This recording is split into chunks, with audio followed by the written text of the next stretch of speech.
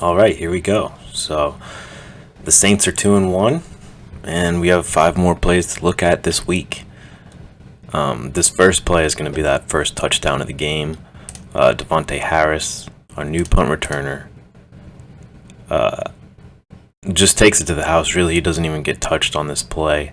And the Seahawks are actually doing a good job of forming a nice little wall here, but he's just too fast. And I think one of the things that made this a touchdown is the fact that he kind of waited back here for a second before he decided to just break on the football and then catch it on the run almost. So they're thinking he's catching it all the way back here, and then all of a sudden they have to adjust their running paths because he's going to run up to about the 50-yard line and catch it right there instead of where he originally was standing. And all he does is make one cut, and then he's gone. He just makes one defender miss, and then these defenders are all too slow to even touch him, even though they're only like 3 yards away from him. And he just splits right up the seam, and he's going to get a touchdown. Great blocking everywhere by the Saints. And really, Harris has been a huge part of practice and training camp talks all around the league. I've had a few friends who actually work for the Saints tell me that he would get winded on the sideline because in practice he would actually return the punts like every other punt return would be a touchdown. So this guy's the real deal, and I'm looking forward to seeing a lot more of him in the future. You didn't have to go down there. Not that combative in the meeting beforehand, so he was questionable for a while. No, he's on the run to the 68. He is strong. Bandage it up and let's go. Dixon's punt travels to the 47, and Harris with a little wiggle, and there he goes! Deontay Harris gonna take it the distance.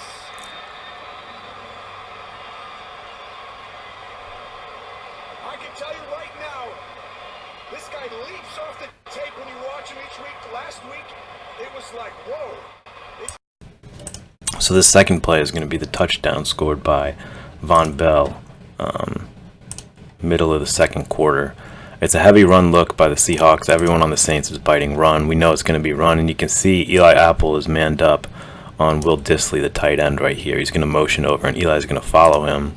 Eli gets caught in the block, and he's going to sprint all the way and chase Chris Carson, who has a nice run here, and come all the way back around and punch the ball out. And it's funny because Marshawn here gives up on the play.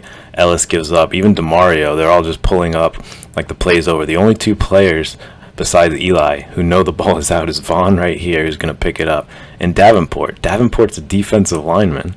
He comes all the way across from being pressuring on the D-line. No other defensive lineman is this far, 30 yards downfield, chasing the play like Davenport.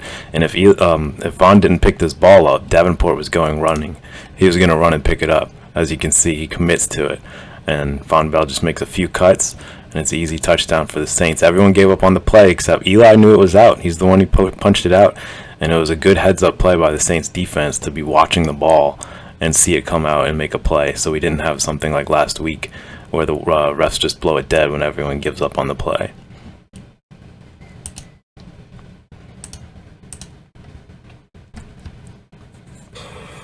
Eliminated the Saints the year after their Super Bowl win. Here's Carson. There's another earthquake, Jim. Well, he broke a tackle or two. He might have had a little piece quake. The ball was picked up by the Saints. That's Bell. And everybody's looking around like the ball was whistled down, but the Saints don't believe so. This is going to be close. Carson, who's had this issue with fumbles each of the first 2 weeks. The ball was fumbled, recovered by New Orleans. Return for a touchdown. Here's the third play. This is going to be the Saints' screen pass touchdown and Teddy Bridgewater to Kamara. It's a screen pass to the right. The offensive line does a great job of selling their block because your job on the screen pass is to really make the defender think that they beat you, because if you just give up too lightly, they'll notice and be like, oh, this is clearly a screen. So you're supposed to try a little bit and make them think that they just beat you right off the snap. So that's what they're doing here. They're just kind of passing the defender and pushing him a little bit and letting him get to the backfield. So Kamara can leak out in front, Teddy can just float the ball to him, and then it's easy. There's already a wall of 3 people here before Kamara even catches the ball. This is the rookie center, Eric McCoy, who we got because he's like Teron Armstead. He's a very fast, athletic guy who can get out in front of the play and make great blocks like he does here. Well, he doesn't really do it here, but he's in front of the play. This is kind of like the first play of the season that I showed where Larry Warford, who is also right here making a great play, just kind of gets in the way of the defender. You don't really need to block him, especially when you have a guy like Kamara. You just need to alternate. You just need to change his route, basically. So he gets in front of the defender. McCoy slips here, but still gets contact, and Kamara just kind of shrugs off the other defenders like they're little children and walks in for the touchdown. Easy money.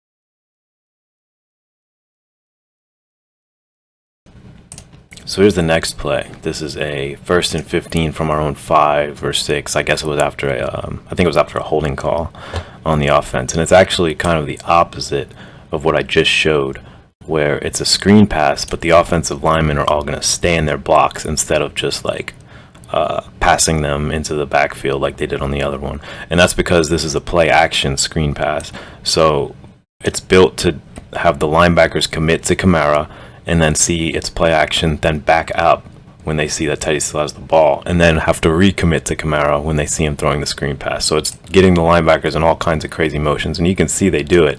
If you watch them right here, they all kind of bite forward a little bit, and then they see, oh, got to back up, it's a pass, and then all of a sudden it's to Kamara, moving right back towards him. Kamara makes one man miss and then kind of disappears. No idea how he does this. You can't even see him on the screen right there. That's his little helmet. And then he just busts out of nowhere. And you can see Bobby Wagner right here is looking for Kamara. He's like, where the hell did he go? He can't find him. And then all of a sudden he bursts out. Kamara makes Bobby Wagner miss, which is something really, really hard to do. And man, you can tell a lot of announcers are saying it. Kamara's having a special season so far. He's really carrying us, and we need that to happen with Drew Brees out for the next 4 or 5 weeks. So let's take a look at them broadcast.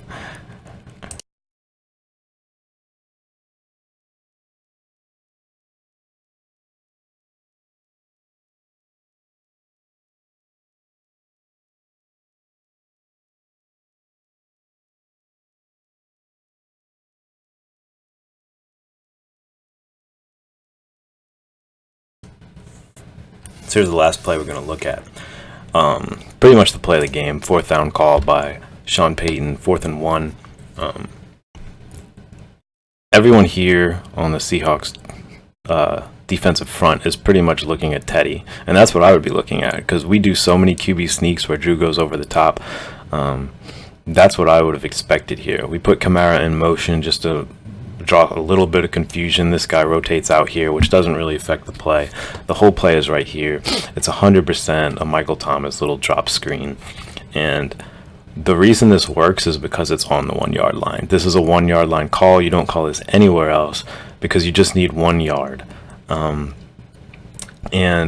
this, a lot of Seahawks fans I saw questioning this after the game was over.